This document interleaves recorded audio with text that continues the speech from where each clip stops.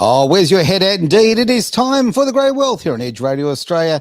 I've got Derek with me to my right, mate, ready for a big show. You've got lots of preparation. Like always, you've got the computer ready. So clearly you know what you're doing. Clearly I don't know what I'm doing. And I really thank Travis for calling in too, because getting us set up on the old socials, mate, very much appreciate that. Really, really do. We got more than one computer to manage here. Oh, there's a few going on. I tell you right. And the ergonomics of this place aren't exactly fabulous, right? I'll tell that's all I got to focus on this. Yeah. Oh, look, I tell you what. And well, look, I'm very skilled with computers. I really am. I've been searching for the any key for about 30 years now. So I'm very skilled too when there's a technician around. Exactly. Very, very true indeed, mate. Hey, as I say, very big thank you to Travis for giving his hand online there. I can see there's names coming through already, some messages, which I will check in just a tick.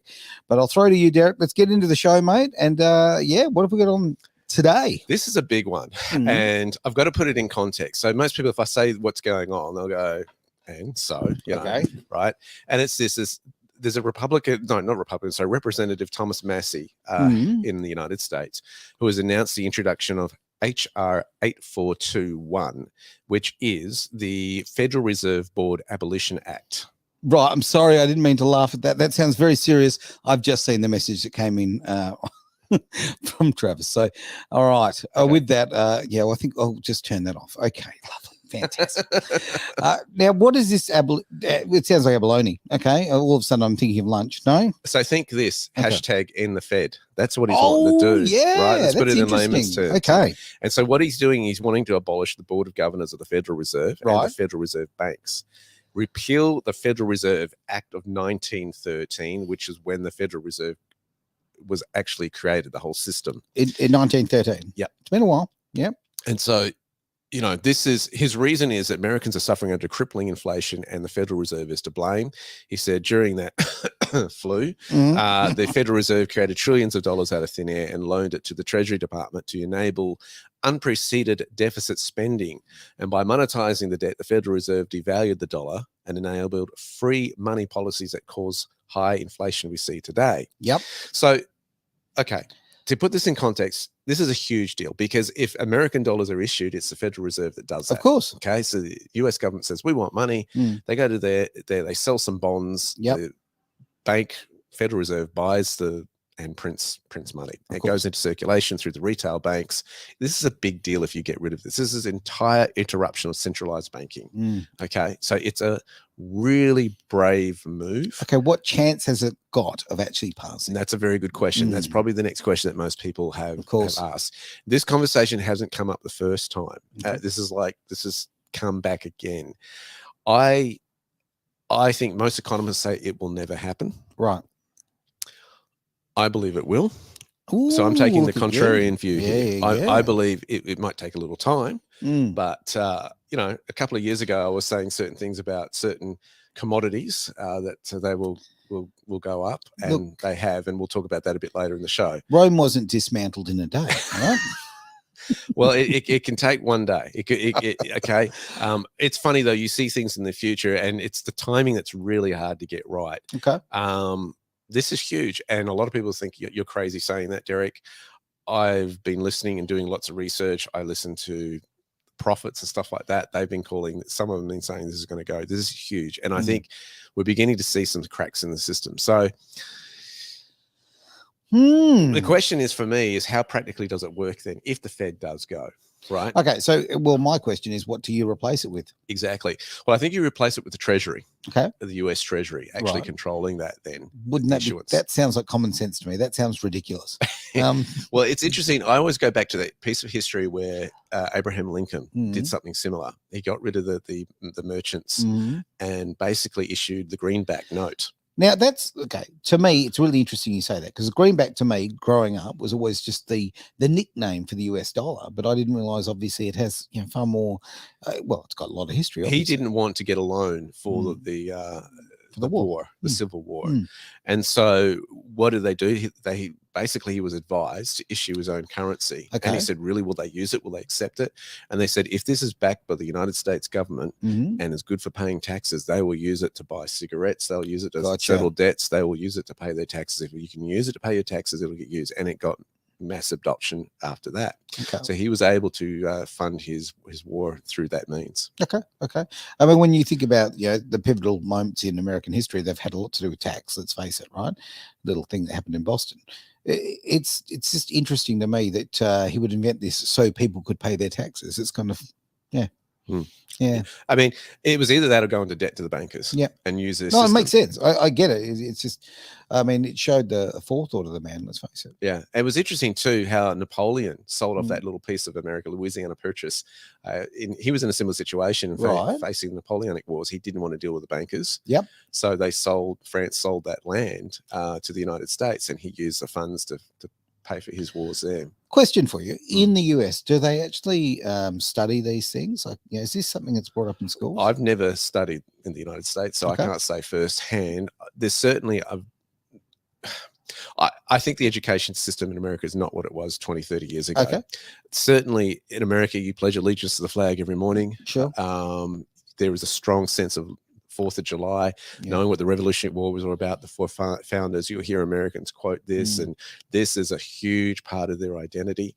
Because I don't hear much talked about the Louisiana Purchase. I really don't. And to me, that would seem like a pretty big deal. It's more Civil War era as well. So you've got the Revolutionary. Then I think the next big piece of history in the United States history is the Civil War, because more men died in that war than any other war that the United States has fought. And it's also a lot of the DNA of the country because of slavery, right? I mean, that's the reason put forward. So that's the narrative. There is debate and conjecture actually. Very that much was so. The purchase. And apparently Lincoln, he really went to war in Civil War to hold the United States together. He did not want to lose the Federation of the United States. Sure. That was his main. Well, there was a lot less states back then too. Yeah, I mean, this is what you've got to understand. The United States, the states are very, very important. This is why the laws between the states are so diverse. Very much. Is because they all had this independence in operating from each other. And this is why the North and the South were so different, right? Yep. And there's still a lot of that culture today. You go to the US, you go to one state, very different from the next one. So you go to somewhere like California. Yep. California is chalk and cheese to somewhere like Texas. Oh, right. Different country. It is. So many ways, right? Yeah. And yet it's the same nation. You go to New York, completely different from people in Oregon. I have relatives in Oregon. I've been in New York. It's just so diverse and everything in between. Because it's not just the accent. It is literally the ideology of the way people live their lives. This is why you can get the death penalty in some states and not in others. Okay. Right. And so it's different rules. And Australia has similar, very few similarities. But I mean, like firearm laws, right, is a state issue right now. They're trying to nationalize this according to the last budget that just came out the other week. Yep. But firearm laws are very much state driven. In the United States, it's definitely state driven. And you can see that kind of diversity. So it comes out, while you have that protection in the Constitution to the right to bear arms, the different states play that out in their different sections. So it's quite interesting. But monetarily, you've got this Federal Reserve that's like a blanket across the states. They now use the US dollar. And this is really a very interesting piece of legislation, very courageous too, because in history, he who challenges the central banker doesn't end well for them. No, they have a lot of accidents. There's no doubt about that. Okay, am I dreaming here? Is this possibly something that will lead to getting rid of, fractional banking?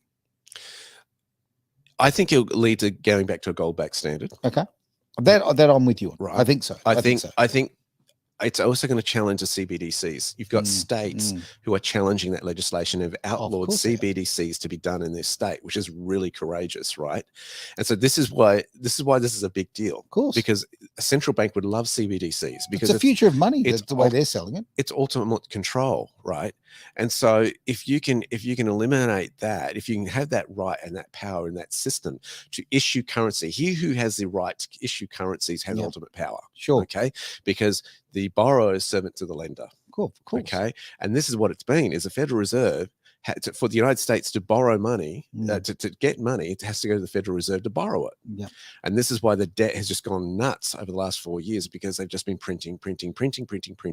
Anytime you have too much issuance of a currency, inflation goes up. Of course it does. Now they're feeling the pinch, the trillions and trillions of dollars. And there's been that debt ceiling. Okay, what has been agreed upon of what you can go to, and they keep moving that. Yeah. And they're always, we face a shutdown, and they've always said, well, we'll just increase it. But what they did in the last 4 years, and I think it's a deliberate attempt. I'm going to go even further out there. Okay. There were those who want it to crash. They want the system to crash, because if you do, then you can introduce CBDCs into the game. and you have ultimate power. You go, okay, the US dollar has crashed. We introduce a Fed Now dollar. They're calling it the Fed Now on the CBDC. Okay. We'll have it. We'll have ultimate control. Oh, that puts me in an awkward position. Because there's a part of me does want the system to crash, because I think that it needs rebuilding. Right? I think the fractional lending is an absolute joke. I believe that, the whole way that BlackRock and others have got control of this is an absolute joke. It's completely anti-human being. So if it crashed and having it rebuilt, I can see a lot of positives there. But, then I don't want it to be a way of being pushed into that, that centralized system. I think what will happen is the operating system behind it all is currently the SWIFT system. Okay. That's going to change. It's so old. It's so archaic. It was built in the 70s. There's so much better technology. We live in a space of email and FaceTime. So I was just FaceTiming someone before to get tech support for you and this sort of stuff, right? We live in that kind of technology. That has not transferred to the banking sector, right? There is technology that is there, that exists, that will be able to facilitate this from cross-border payments. Okay. I mean, we're talking about a time where it was black and white television, for God's sake. So, it is honestly, a lot has happened in that time. What will happen is that each nation can then use that background technology for its own currency, whether it be a gold-backed standard type of issuance, whether it be a CBDC, whatever. We got to understand that the technology is not evil in itself. All right. I hear a lot of people go, oh, I don't agree with that kind of thing. And I know where they're coming from. The ethics kick in. It's like radio. It's neither good or bad. It can be used for good. It can be used for bad. It's television, technology, the internet. Gosh, have we seen that? It can be used for good. It can be used for bad. Okay. The same with money. Money is the same sort of thing. It can be used for good. To me, money is simply a tool to do good by. So how it's transacts is inefficient at the moment, because people are saying, it's quicker for me to fly from New York to California if I want to pay someone in California and take the money on an airplane and do that than go through the bank system right now. It's crazy when you think of it that way. That's what they're saying. Okay, but you could look at cash as being inefficient, right? But it's also wonderful because it means that you're not getting a percentage taken every single time you use it, okay, which is just theft, boom, boom, boom, right across the board. It just loses its value constantly. And also the control issue of being told what you can spend your money in. So I get it that, okay, a centralized system, a computer-based system is great because it's efficient. You could have a cash-based system if you wanted it, I believe, right? It's simple. It doesn't matter whether the Fed prints it or the Treasury prints it.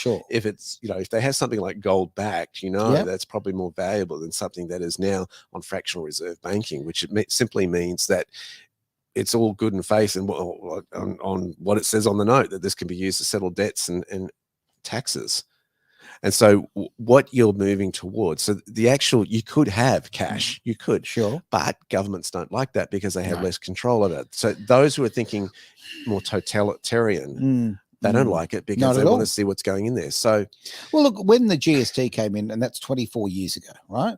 Okay, that was to stop the cash economy, right, to a big extent, and they gave all sorts of excuses, but it was basically a control mechanism, and it made it, and they sold it well. They said, 10%, and they sold this premise that things were going to go down. Well, obviously they didn't go down in price. That didn't happen.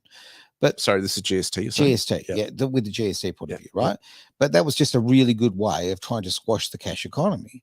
Now we're living right now in a great resistance against that. Well, what are your thoughts on that? Honestly, the United States, some states don't have sales tax. Like Oregon doesn't have it. So I think it's a bit of a different governance here, different culture. I think Australia will follow whatever the United States does. I agree, because it wants to play as an ally. They want to be, in the same kind of, for economic reasons as well as military reasons, defense reasons. America's a good ally to have, no doubt about that, and because it's very common in terms of culture, share a lot of different similar values as opposed to other nations. I think though that, I think it's about who's the gatekeepers in the society. We've got to get good gatekeepers in society. Okay. And unfortunately, greed and self-interest are the driving factors of what we call the Babylonian system. No doubt about it. They have been in the banking system for decades, right? Yep. And we've got to get people who are there to serve. So if you're a public servant, you are there to serve the people you represent. The public. Exactly right. So I think there's that. There's got to be a change of heart, a change of the guard. We've got to get rid of the corrupt and it's time for that to change. Well, we've got some comments coming in, and I sort of look. Some of them are just a little bit self-indulgent. You can see that Travis is obviously there. So great to actually hear from you, buddy. Really thinking a lot about you at the moment. But I will throw this. Okay, he's put up there now. I think Biden needs that penalty. I'd love to know which penalty. Okay, which penalty we're talking about there, Travis? And also from Gail, great comment. What happened to the hat? Thanks for that. The hat's had an unfortunate accident. We've had to go to the B team. Oh my goodness. Mind you, though, having said that, I mean, it's Orange Road, wonderful sponsor here at Edge Radio Australia. So thanks for the hat there, Brandon. Really appreciate the the top up, as it were. But we'll have to get a new one. We'll have to get a new one. All right, and I do appreciate, Gail, that you're looking at the big issues. Really do, because my hat is very important to me. All right, but I do want to ask, as I say, that comments come in about Biden and the penalty. What penalty would you like to see, and in what regard? That is of great interest to me. All right, now if we did have this fantastic cleaning up of the system, theoretically, what kind of time frame are we looking at? What could happen? Well, okay, I don't think it's going to happen till later this year. Okay, the starts of it. I think that it's going to get worse before it gets better. Sure, on the surface level. I think that there will be attempts to crash markets. There'll be attempts to make it worse, and then it comes in, well, let's introduce the CBDC as the great saver. Hand over your rights to us.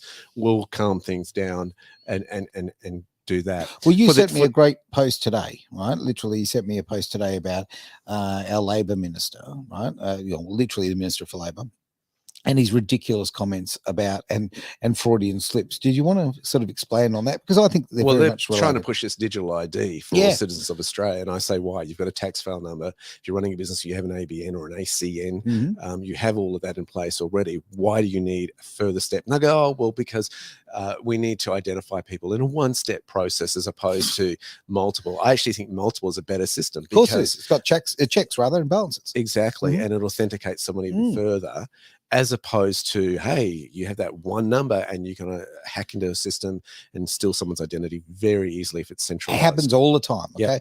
There is actually a site, and maybe Travis can put it up on the screen while he's typing away. There's a site you can go to which will actually show you the breaches for the last month, the last week, the last year here in Australia. It is mind-blowing. But the big concern I have about that, the digital ID, is that it be a requirement for you to do business with others. That's right. That's and he let the word mandate slip out. He did. As a Freudian slip. And we all know it. Deep down, we know that that's what's going on. Yeah. That if you want to open up a bank account, you'll have to have this digital ID. And they're already, the government's already pushing the banks to do the Know Your Client rules. Okay. The Patriot Act after September 11 changed everything in the banking sector to a whole different level of corruption. Worldwide. Corruption. And now it's like, know your clients, where they even want to know what your inside leg measurement is. I'm kidding. But it's gotten that bag, right? And so now if you have to, they say, oh, it'll be voluntary. It'll be voluntary. No, of course it is. But if you want to do business with someone, so that private enterprise can go, if you want that, we require this. You know what? You can't use the word mandate. You can't use the word voluntary anywhere near me anymore. I'm sorry, just don't buy it, because it was voluntary to get a particular jab medical intervention in your body, but it was completely voluntary. But if you didn't want it, well, you weren't allowed to work or I don't know, have a house. Quote unquote, life's going to get very difficult for those who aren't jabbed. Spot on, right? Spot on. So the word voluntary, it's a farce, is what. Look, Travis has pointed it out well, right? Article 4 of the governance of the Labor Party is that they are a socialist democracy, socialistic democratic party, right? I agree. Let that word socialist sink in. Yes, right. Let it sink in. That's the agenda. And if you start reading their bylaws in that article, below it, Article 5 as well, and 6, it sounds all rosy, some of it on the surface, but actually begin to question what power does that leave them as a party to do that. Now, I'm not trying to push any other party or anything like that. I'm not here to do that, but I'm going, Australia, wake up. Wake up at who's at the helm. Who's at the wheel? Who have you voted in this system? Did they though? 32% of people, really, like less than a third, voted that the current party that we have in power, the Labor Party, are completely moronic and dishonest. Put the heat. The people are the opposition. There is no opposition in Parliament, right? That's right. You need an opposition for good governance because it keeps the one in power in check. The people are the opposition, particularly in the state of Western Australia. You are the opposition. You have to put the heat on these politicians and keep them accountable, these leaders. I was at a little shindig on Friday night, and I was having a conversation with someone who is a firearm owner, right? Responsible firearm owner. He's got the gun safe, all the goodies, goes to the firing range, right, does everything right. Yeah. I mean, you think about that. He and his family were left incredibly vulnerable. He's got kids and everything when our West Australian government published his address. Okay. Like, are you kidding me? All the gun owners in Western Australia, they published their address. Like, okay, right now the government is saying, hey, give us all your personal details. Give us all, give us your safety, right? Hand away your safety, right, to us because, hey, we can be trusted. Now, this. What do you mean by safety? Well, because, okay, if you're giving away your identification, right, to a centralized okay, I thought you were talking about firearms. Sorry. No. Well, that's very much related from the point of view of if you're giving away your private information, right, you're giving away your safety. Right. And in that case, they gave away the private information of the person's address. But, okay, if you're talking about your private, look, how often does that happen to you? Okay, I recently, over the last couple of weeks, have had fake Aaron Malloys popping up on social media all the time, left, right, and center. Oh, really? Oh, yeah. You're that big now. Sadly, I've always been this big. Well, no, not always. Just the last few years. Congratulations. Thanks, mate. They even pitched the picture of my mug and put it on there and everything like that, right? So I've got people are messaging me all the time saying, "Hey, mate, is this you?" And a lot of people are friending them and all that. Yeah. Now, that is a really simple way of stealing someone's ID. Yeah. But we're talking about a far more sophisticated way. Now, if you're doing this, I'm sort of trying to amalgamate these because in my mind, if you give away that control of your ID, you've also got all these things with currency as well. You've got a centralized currency. It's all digital. You are so easily frozen out of society. It's it's very real now. And we're already seeing people's bank accounts being frozen by something they put on social media or something like that. Yep, just absolutely. because some bureaucrat disagrees. It's happened to me. So and people I know. So it's like when the old story of oh look, I know someone it happened to kind of thing, and or it's all very far away. No, it's very real. This is really happening. Yeah. All right, mate. Next subject. Where are we going? So we want to go over to the other side of what's been happening in the world. China. They have pledged $42 billion in a slew of measures to support the struggling property sector. I think a lot of people are not quite aware of what's happening in China. And it's always difficult to really understand from a communist nation what's actually going on internally. They don't like to lose face culturally. I get that, and we're not out to rub anybody's shame and nose in the dirt or anything like that. It's a case of understanding what is going on geopolitically so you can make smarter decisions, of course, in finance. They've got a real problem in the property sector. They have just built over the years cities and cities without anybody living in them. That's amazing, then they've had situations where their own local people have had difficulty to get into the houses that they were built. They generally pay them up front before they're built, and then they can't get in them. What they're doing is the People's Bank of China is providing 300 billion yuan to financial institutions to lend to local state-owned enterprises so they can buy unsold apartments that have already been built. On Friday, the PBOC removed a floor on mortgage interest rates and lowered the minimum down payment ratio for first and second time home buyers. I think they need to send some of those apartments over to here to Australia. We could do with a few of them. We really could. And look, we're big on containers here in WA. Throw one in a container or three. Send them over. Yeah, oh, wow. And that highway of the sea that comes into the Fremantle port, we could do with a few more buildings on there. Just a few. On that front, I want to actually throw out too, and this is very difficult because, okay, we've already just had a real go at Labor, so I don't want to be promoting Liberal, right? But I'll tell you right now, enjoyed some aspects of Dutton's speech. I love the fact that he said that he wants to put a 2-year ban on foreign purchases of residential properties here in Australia. That is a genuinely, now people go, oh my God, it's racist. No, it's not. No, you know what? You need to. We need to fix this problem. We're right now, okay.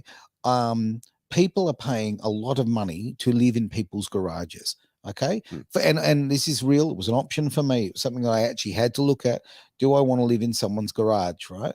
Because you can't find a house, right? Yeah. And depending on which demographic you fit in, it becomes even harder. It is. And I think what they've done, okay, so I think that's a medium to long-term solution that Dutton's put out there. And it all helps. I also think what they've done in terms of, hey, loosening rules around granny flats and setting them up has helped somewhat. But you're exactly right. That's not going to fit every family situation. You know, somebody with numerous children can't fit in a granny flat. So I don't think they still have got the immediate fix yet. It's like the building sector has got to catch up, and we're seeing holes in the system. Yeah. The other difficult fit of that is that the risk builders take to do what they do is huge. In dealing with the banks, if there's any downturn in the economy, loans are drawn out of that sector first in terms of building development. Is that right? Yep. Okay. And so there's a big vulnerability in that space where banks will go, right, we're not going to lend out as much as we have before. So it's a tough one being a builder and trying to keep up with the supply and demands of it. It's good in that sense that there's a demand for what they do. It's tough on the sense that if there's a global implications going on, that can really affect what's going on. And because Australia is so reliant on importing things for building trades and that sort of stuff, you know, they're not manufactured locally. If there are supply chain issues, as we saw a couple of years ago, it slows the sector down even further. So, look, it's not actually a couple of years ago. It's still happening today. So I've got a mate who works for one of the major supermarket chains, and they are constantly getting these and they are ridiculous. Like, okay, just dry it out and fertilize the lawn. This story is such bull, right? But there seems to be a lot of trains that get derailed now. A lot of trains, a lot of flooding in the middle of summer too. And barges floating into bridges too. Crazy. Isn't it interesting, right? So they get emails on a regular basis saying, that we're not getting X, Y, Z because there's been a derailment, right? Now, the derailment is this in Australia? In Australia. Yeah. How come these aren't making the headlines? I was just going to make that point. So you've got stuff in the east, can't get it to the west. We hear about it in the US, but not here in our own backyard. Yeah. Well, it's subtle over here, isn't it? Very subtle. But look, our media is a joke in Australia. We know that. If you want to, if you've got a story that happens after 3 p.m. on a Friday, okay, you're not going to see it. Okay, not till Monday afternoon, Monday evening. If it's still hot by then. If it's still hot, exactly right. Like, I mean, I remember. Okay, just a little self-indulgent moment here. Okay, I remember I had a really, really big crash in Rally Australia. Okay, big event in Australia, in Western Australia, all that kind of carry on. Okay, high profile, yada yada yada. Right. So Channel 7, sorry, my apologies, not Channel 7. Wash my mouth out with soap. Channel 10 say, we want to come out and do an interview with you by the car. And, you know, like, please leave everything as it is because we want to do this interview. It's going to be great. Anyway, somebody else had a car accident on the way. Another team had a car accident on the road, some Japanese. Okay. So they had to attend to that one to do the story first. So Channel 10 asked me, can you please go home, but leave everything there, come back in the morning, right? So we can come and record it and we'll pretend it just happened. Yeah. If you can just, you know, fake it and pretend that you just had the crash and it's all very emotional, whatever. And I use some colorful language to explain how I felt about if that was really journalism. But that's how it's done in Western Australia. Yep. And if you want to drop, it's done a lot, mate. The file footage and all that sort of stuff. Same planes taking off the same aircraft carrier, all that kind of thing.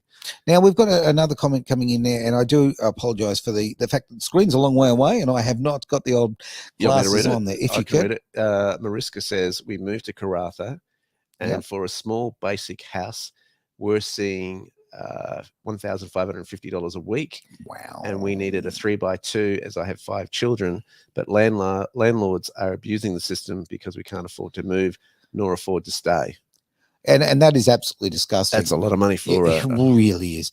And like, okay, I understand the commercial reality of the, you know, the loan and the payments have gone up and that kind of thing. So I can understand the landlord from a point of view, but I also, let me be very, very clear. I think ethics have to come in here. I think you have if you take on, and I hate the term landlord, I really do. Okay, I really do. It's got lord in there as far as in that context. It makes no sense to me. It's just so lord of the land. Oh, I don't like it.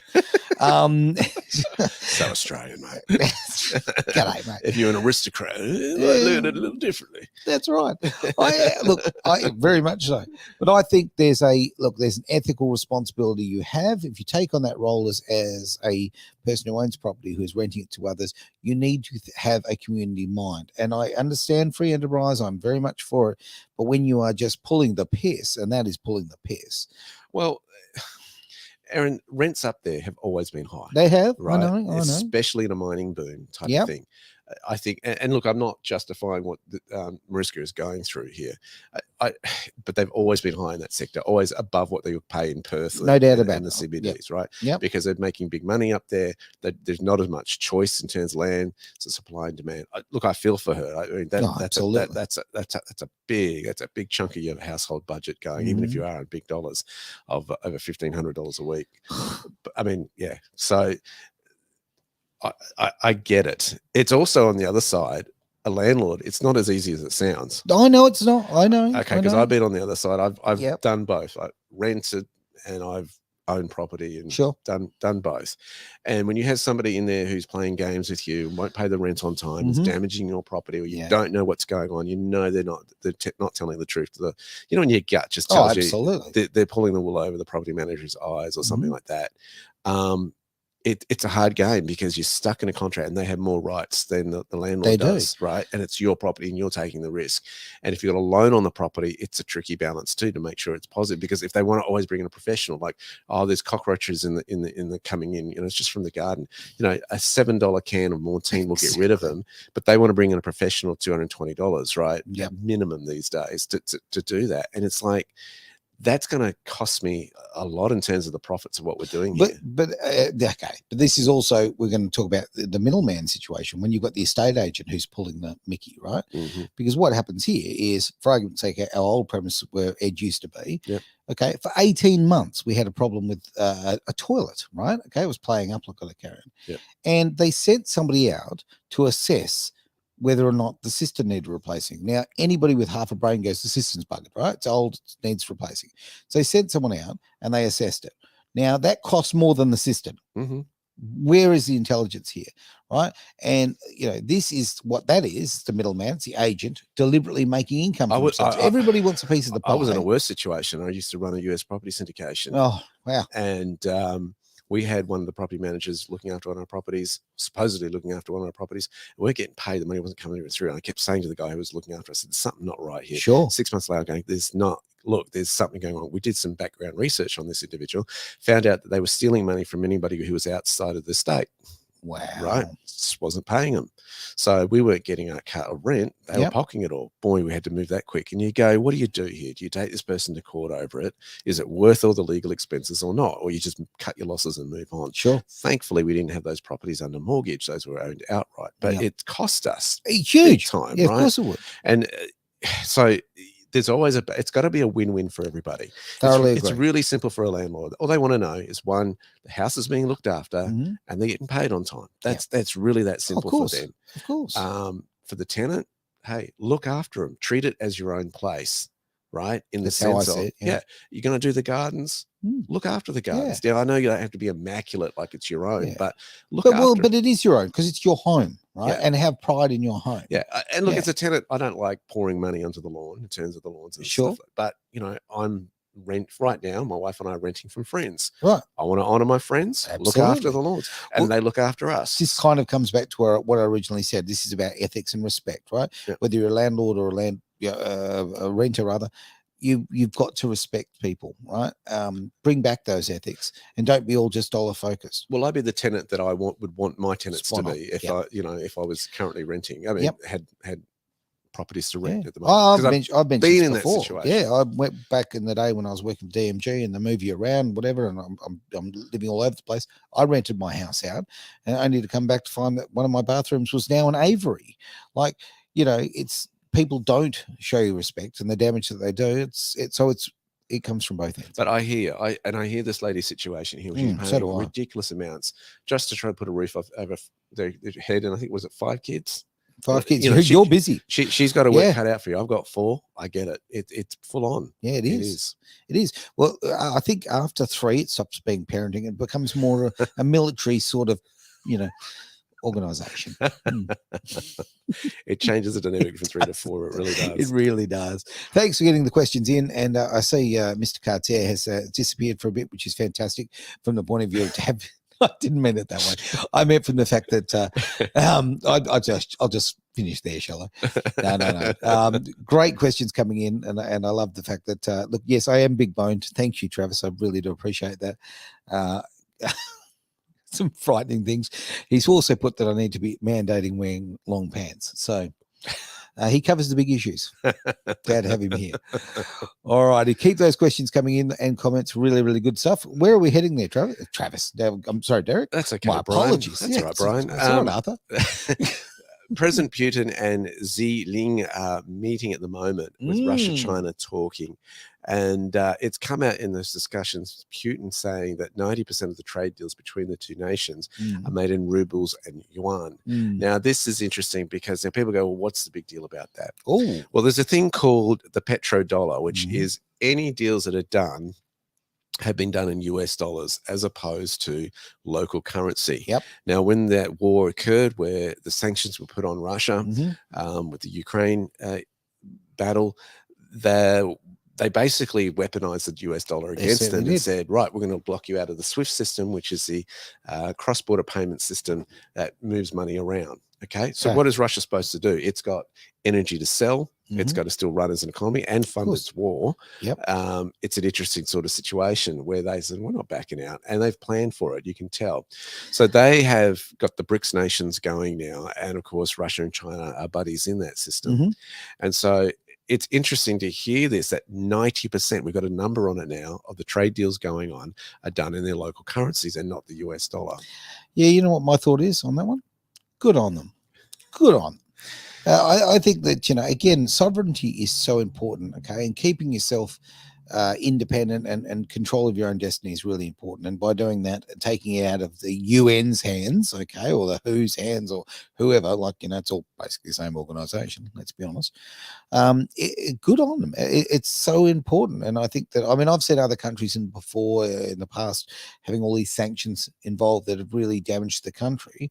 And most of this is always done out of political reasons and controlling reasons. So no, I'm all for it. Well, the other side of it is, where does that put the United States moving forward? Where does it? And we started the show with, of course, talk about the Federal Reserve. And I think people don't understand the power of that organization and the influence it's had on people's lives, and any central bank on a country for that issue. If they want you to spend more, they lower interest rates. If they want you to spend less, they increase interest rates. And people don't realize how that plays apart when you're there at the grocery store. And I've been seeing it lately where people are lining up for the on bargain at the grocery store just to get reduced meat to put on the table that night. Sure. And I'm going, inflation, we're seeing this comment earlier, they're paying ridiculous amounts for rent now. And with inflation, they're buying less. Their dollar is going, not going further.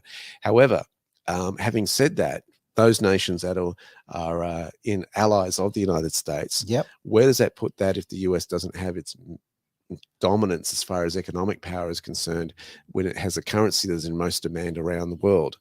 This is an interesting scenario, and it'll be fascinating to see how it plays out. Yeah, but all the BRICS nations, let's face it, they're the powerhouses, right? They have the ability to destroy the US dollar if they wanted to. Well, it's changed the game in the sense the US is not just competing against one other individual nation anymore.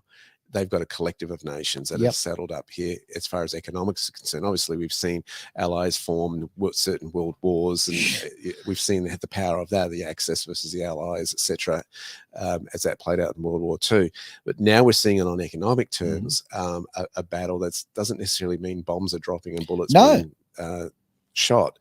It's one of economic warfare. Well, it's economic. If you look at the influence that China has on Australia, it's just huge, right? Let's be very frank here. And we're not just even talking about the money. Obviously, almost everything we purchase comes from China. The other side of it is we've got massive infiltration into our government systems. We've got problems right now where we've got genuinely, we've got people from the CCP who are parliamentarians or trying to become parliamentarians here in Western Australia, which influences the mining sector, which is pretty much our economy. It's a clever way to fight a war. What I don't want to see is so many nations banding together, that then you have control you lose your autonomy within that system, because we've seen that in the European Union. Yeah. We saw how hard it was for Britain to actually get out of the EU and unwind itself. And I think many of them are very grateful they didn't go to the euro. They actually stayed hanging on to the British pound there, which made it a lot simpler to exit. We also saw the weaknesses of Greece, who was, back, 10 years ago, was pulling the whole EU down. And you had nations like Germany, who were very prosperous, being dragged down by a nation. But they had a good way of fixing the prosperous side of Germany. They just put Merkel in charge and solved that problem. Don't worry about prospering anymore.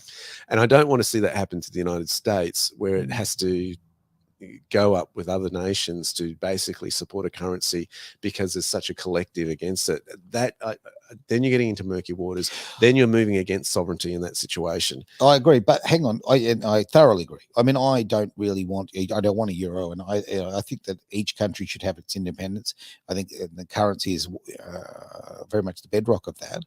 So the BRICS thing, I think, is the only way in a short term that they can fight against the US dollar. The US dollar has been the controlling interest. I'm not anti-American in any way, shape, or form, but I'm anti-petrodollar because since World War II, that was when it was introduced to pretty much control the economy of the world. I think you're anti the system. I think that's I'm very much anti the system, yeah. And I can completely understand that, because most people don't understand or appreciate how much the system has controlled their lives. Yeah.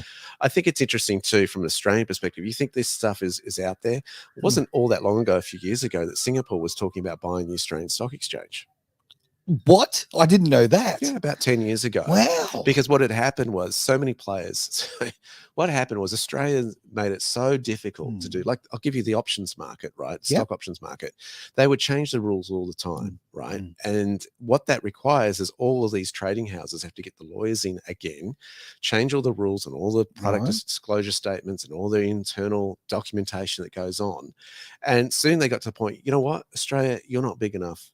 We're just going to pull out because it's just too expensive for us to do business here and trade. The whole options market just dried up once they did that. It got to the point where Singapore was actually considering buying out the Australian Stock Exchange. Wow. Did not know that. There you go. So, and I don't think that would have been a good move. Not that I'm anti-Singapore. I think Singapore is fantastic. Do things very but well. I don't think it would have been good for Australia, because it would have lost. How do Australian companies raise capital if they want to do business? And now that's owned by the Singaporeans. Right. It's getting very loss of autonomy there in that scenario. So look, back many years ago, I did my work experience. I was the first person in Australian history to do my work experience at the Australian Stock Exchange. That would have been fun. It was very fun. It was very fun. It was back in the days where there were still boards and all of that. So very, very exciting. And I 15-year-old kid, simple as in this incredible world, and so much going on in my little pinstripe suit, millions going across those desks. That's right. And I overwhelmingly, one thing that came out of it when I was talking to stockbrokers and people who are very knowledgeable people and knew lots and lots and lots is, geez, a lot of them know absolutely nothing. It was quite surprising. Like, somebody tried to explain to me options trading. Right. Okay. And I'm 15. Okay. Yeah. So, but he's trying to explain that this guy is an options trader. Right. Okay. He starts to try to explain it. He got in and he said, look, I'll be absolutely honest with you, mate. I don't really understand it fully myself. It's pretty much a bet. If it goes up or down, that's pretty much it. That was his advice. So I'm glad to see that there's people out here who do proper education, mate, because, that's the great thing with Blu Sky Factory. You do that kind of stuff, mate. You teach people. There is that ignorance in the finance system as well. But that's my students who come there on the floor. My students who come to me, they know more about trading the markets when they finish than the average financial planner will. Yeah. No, I'm not surprised. Or the average banker will. Education is so important, mate, when it comes to these things. Yeah. Because a lot of it depends on your wheelhouse in life. Like this, if it's something you really enjoy and you want to immerse yourself, great. If not, get people like this to help you out. Oh, mate. Aaron, it's really interesting. I said a couple of years ago that watch the price of gold and silver. You did. I listened. I didn't buy any, but I listened. Well, I mean, the last week, silver's just gone crazy. It has. It's just been over $48 per ounce Australian, which is a new high for the price of silver in Australia. It hasn't reached the US high, and that's because if you measure the US dollar against that fiat currencies fluctuate in the value and all that sort of stuff. But I mean, gosh, gold has been crazy too. I mean, it was big deal when it pushed past $2,000 an ounce. Yep. Now it's charging towards 2,500. It's around about 2,400.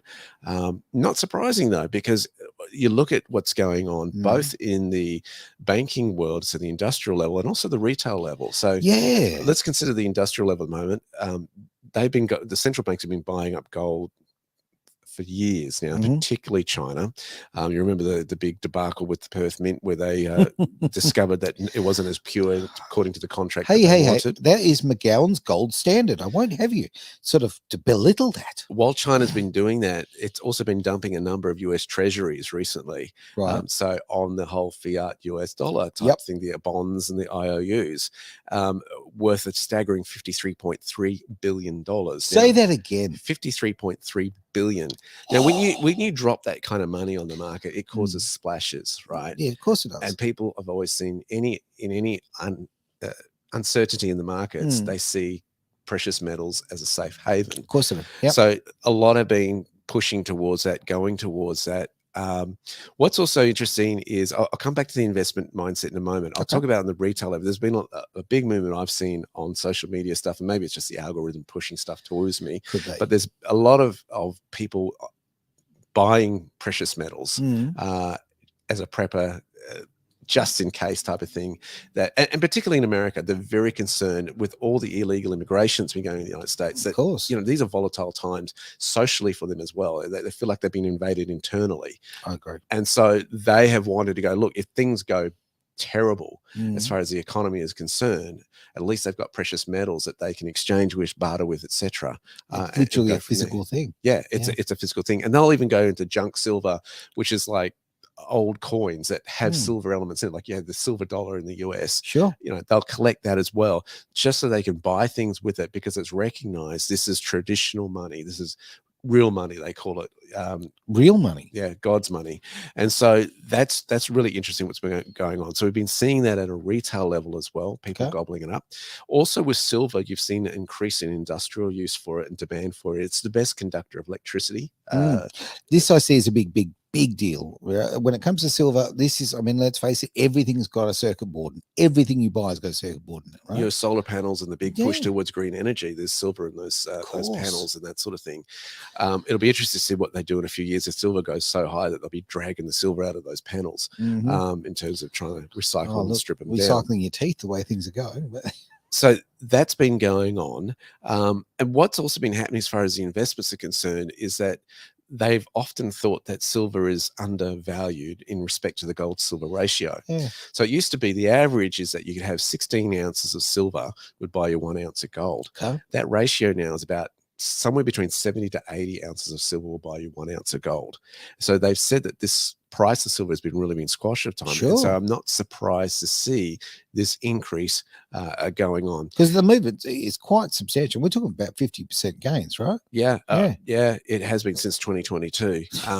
You've seen the strong US dollar index. It's been fueling, though. They reckon that some of the reasons is the US Fed rate cut has led to that price, rising geopolitical risk, which I've touched on, aggressive buying by China, which I've touched on, and uncertainties ahead of general elections in major economies. A lot of that is there, and some have even pointed to the depreciating Indian rupiah. So that all because India is rising as an economy as well, big time, and is doing a lot of deals with the BRICS nations because it's part of that, one of the founding members.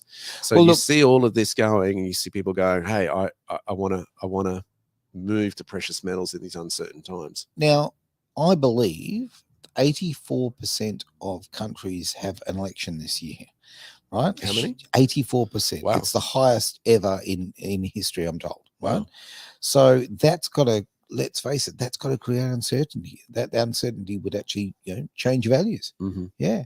I mean, I'm assuming that's, everything from state level to federal level, but that's a big part of the earth. Yeah, it's huge. And I think everybody's shaking. Where do we go? What is the world going to look like in 12 months' time? Oh, no idea, mate. Absolutely none. Or the other side of November. I think the future's so bright, you've got to wear shades. When it comes to November, look, I think when November comes and goes, and we're talking about US elections for those who are not sure what that means. So in November, if the US election goes one way, I think that, we're going to see massive amount of drilling in America. We're going to see independence financially for America from an energy point of view. We're going to see massive improvement in that country. If we see the other result, I reckon we'll see a civil war. Simple as that. Yeah. I don't see an alternative. Yeah. So, we'll see. Throw away your TV sets when it comes to watching any soap operas, because it's all happening in the US with the guy with funny hair and the guy who falls upstairs, right? It's just, this is such a unique time. I never thought I would sit here ever in my life and care so much about US politics. Never. But yeah, well, I look at there at Mariska, I believe it's you. So as I say, I do apologize, I can't see that far, but I can read your comment. Amen. I have decided to home to. I think this is kind of a nice way to wrap up in some ways, unless you've got some other subjects to matter. But I love that comment. I've been want to bring it up for a little while because it's so important to home. Whether you buy the house, rent the house, whatever the case, you make it your home with your family. It's so important because home is where the heart is. Simple as that. And I love that sentiment. So thank you very much. I haven't seen you pop up on the feed before, so welcome to Edge Radio Australia. I think when you also have children, you want to make it a home as well. You absolutely. Whereas the bachelor's life, you kind of like, I don't really care. No, in 6 months I'll just move on and that sort of stuff. And it's seen more as a consumable in terms of your home. Oh, very much so. I mean, look, a few minutes ago, I was still probably thinking about, a camper van, so, just keep mobile, go with the flow of life. But when you've got kids, you're absolutely right. Make a home, it's a very important part of your life because, raising kids and having a family is central to so many people's happiness and prosperity. Because as much as we like being, single guys and thinking that we're these great bulls, quite frankly, it's great to have wonderful women in our lives who kind of tame us and make us a bit respectable. And, maybe. Look, I wouldn't be doing what I'm doing if it hadn't been for my wife's support of what I do. I couldn't do it without her. Absolutely. Brilliant, mate. All right. Well, that is the end of the show. Thank you very much for being part of it. I better get myself a song lined up. I don't know what we should have on the way out of this, mate. I think actually what we'll go with is something from the Boomtown Rats. See, it's Monday. I don't like Mondays. I don't. Actually, I'm really fond of them. I really am. Why? Because the greater wealth here with this gentleman over here, Derek Whitaker, and of course, the Shave Monkey, who is not in here today, but we love him to bits and very, very thankful to have him as part of our lives. It is Edge Radio Australia, the greater wealth.